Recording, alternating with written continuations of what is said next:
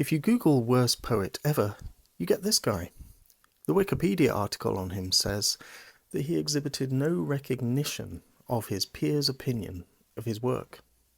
He was simply deaf to criticism and only heard praise. The magistrates of Dundee once banned him from reciting his poetry in public after the outcry, threats of violence, and amount of vegetables thrown. His response? He simply continued to write and perform his poetry anyway, writing a poem to the magistrates in response, in which he rhymed the word fuss with Sir Cuss. Curiously, 120 years after his death, his poetry is still in print. I have it here. But if you go on Amazon and read the reviews, you'll see that 78% of customers gave this book 5 stars. You'll find words like wonderful, fantastic, and forget Robert Burns, this is Scotland's best contribution to world poetry. The best-selling book of 2023 was Spare by Prince Harry, and only 60% of customers gave that book 5 stars, though perhaps that's a bad example. Now, I'm sure some of the comments on Amazon are ironic, but the fact remains that people seem to genuinely enjoy this really bad poetry. We find the same thing in film. I did not hit her. It's not true. It's bullshit. I did not hit her. I did not. Oh, hi, Mark. And other media. And so in this video, I'm going to be looking at why we like bad art. Even in his lifetime, William McGonagall, that's his name, was given praise and criticism in fairly equal measure. 3 students at the University of Glasgow wrote to him and said, "We, the undersigned, beg to send you an ode we have composed in your honour. We have had extreme pleasure in reading your poetic gems. We do not wish to rival your splendid achievements, as it would be presumptuous and futile." And they sent him the poem and a list of questions, which included these 2 questions. Is the most intellectual benefit to be derived from a study of McGonagallian poetry or Shakespearean poetry? And secondly, would you recommend that we write directly to the Queen as patron of poetry, or go directly to Balmoral in person? Now, this question refers to an episode where William McGonagall wrote to the Queen, Queen Victoria, and asked her directly to become patron of his work. What he received was a brief but polite rejection from a court official, which included the words, "Thank you for your interest." Somehow, William McGonagall, undeterred, interpreted these words to mean that his request had been accepted. And so from that time forward, he simply said he was the Queen's poet. And in fact, he walked the 60 miles from Dundee to Balmoral to visit the Queen one afternoon to perform his poetry to her in person. A guard at the gate rejected his request to enter, but again, undeterred, he simply went to the local newspapers and provided them with a fascinating story of the poet at the gates of the palace. William McGonagall manages to stretch the concepts of rhyme and scansion to write truly awful poetry. He wrote about beauty spots, about natural disasters, about train crashes, about famous people of the day, and he wrote all of this, 3 published books of poetry running tens of thousands of lines, all of it without a single reference to personal feeling or humanity. Here's an example of the man at work, a poem called The Rattling Boy from Dublin. I'm a rattling boy from Dublin town. I courted a girl called Biddy Brown. Her eyes were black as sloes. She had black hair and an aquiline nose. Whack val de da, val de darrelly do. Whack val de da, val de darrelly. The whack couplet is repeated 18 times in this single poem. In 1898, HMS Albion was launched, and unfortunately it caused an enormous wave which destroyed one of the stands upon which spectators were viewing, and 34 people drowned. William McGonagall wrote a poem on the tragedy, which included the following lines. Her Majesty sent a message of sympathy to the bereaved ones in distress. And the Duke and Duchess of York have sent 25 guineas, I must confess. So far so good, we're building pathos here. And £1,000 from the directors of the Thames Ironworks and Shipbuilding Company, which I hope will fill the bereaved ones' hearts with glee. This all begs a question posed by Chris Hunt, who edited the collected volume of his poems here. Was he really that bad, or was he deliberately writing this way for comic effect? The problem with the satirist conjecture is that McGonagall obviously took himself quite seriously as a poet, and were he writing for comic effect, surely he would have written about comic subject matter. His poem on the crucifixion of Christ includes the lines, "Then Pilate tried to pacify the Jews. They felt so morose. And he wrote a title and put it on the cross. And the title he wrote, Did the Jews Amuse? The writing was Jesus of Nazareth, King of the Jews." No, William Topaz McGonagall, he called himself Topaz because he received a letter purporting to be from the King of Burma, which informed him that he had been knighted as Topaz McGonagall, Grand Knight of the Holy Order of the White Elephant of Burma. No, he really did think of himself as an heir to Shakespeare. He is the literary equivalent of Florence Foster Jenkins, the notoriously worst singer of all time, who was portrayed by Meryl Streep in a movie. Bravo, Madam Florence, bravo!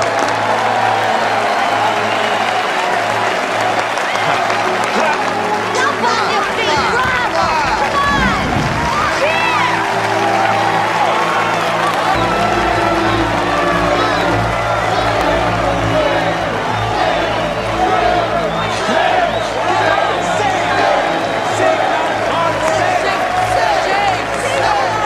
Sing, Bunny, sing!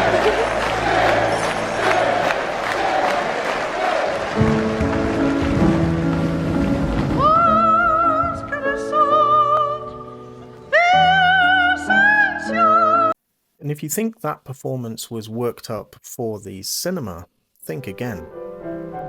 This is what she really sounds like.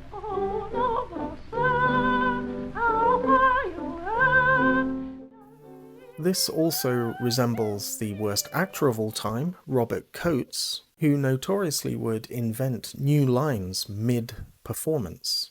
And when the audience would react and laugh at his death scenes, he would simply stand up and repeat the performance. Why do we like bad art? Why do bad movies have cult followings? Why is there a museum of bad art in Boston? And compilations of bad singers on talent shows? Why is McGonagall's bad poetry outperforming Harry? Because for some reason, when it's really bad, we just can't look away.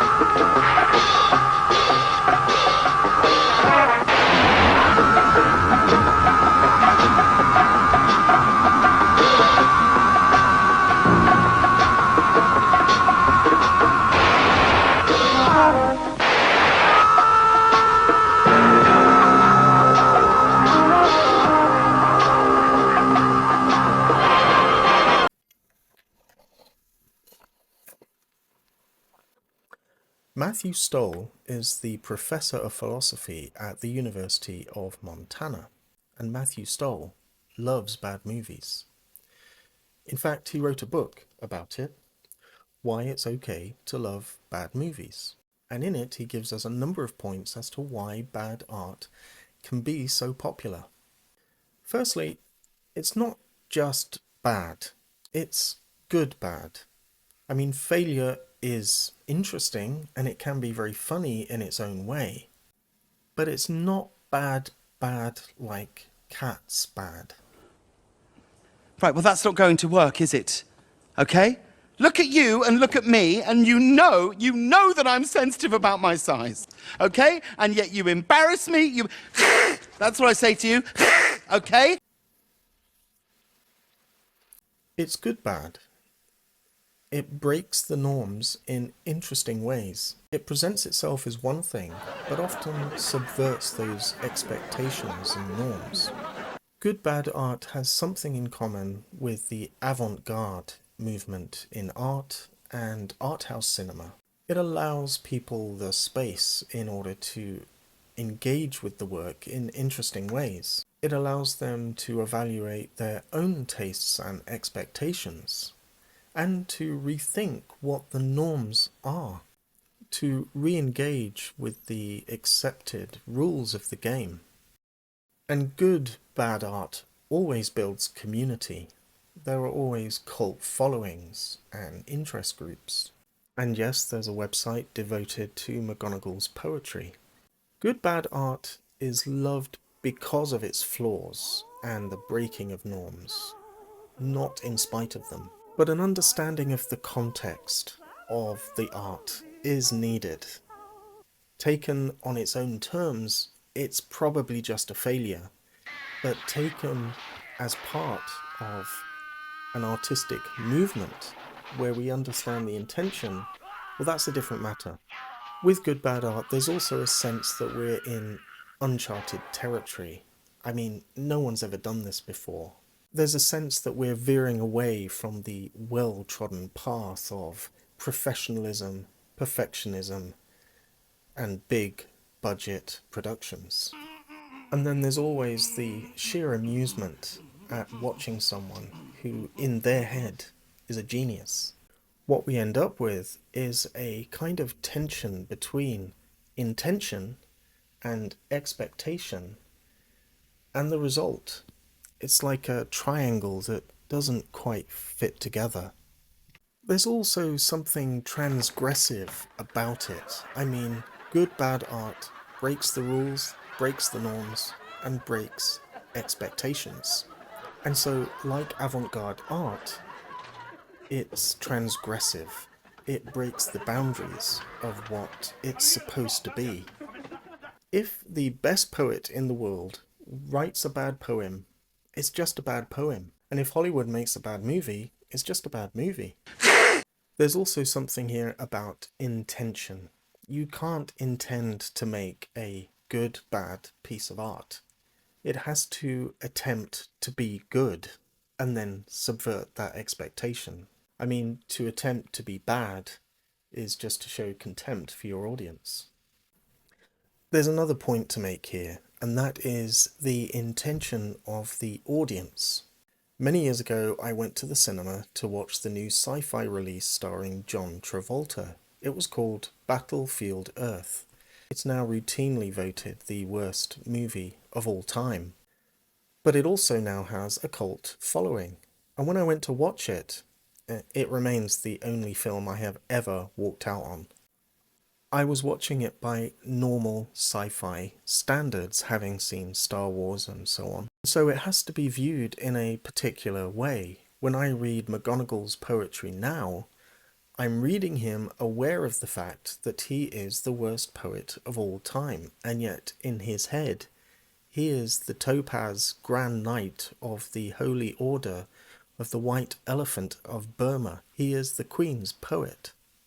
I would be interested to know who are your favourite bad actors, writers, and bad movies that you enjoy. What are your guilty pleasures? So let me know in the comments, because the fact is we love eccentrics and rebels and underdogs. We admire those who, ignorant of their own shortcomings, are oblivious to the haters and just play their hand anyway. They sing because they want to sing. They weren't born to do it. They have no natural talent. They aren't gods of their chosen sphere. They're just like you and me. They simply decided to sing, to write, and to perform. Not because it's their destiny, simply because they wanted to. The sheer power of their determination is what keeps them going, and we love them for it.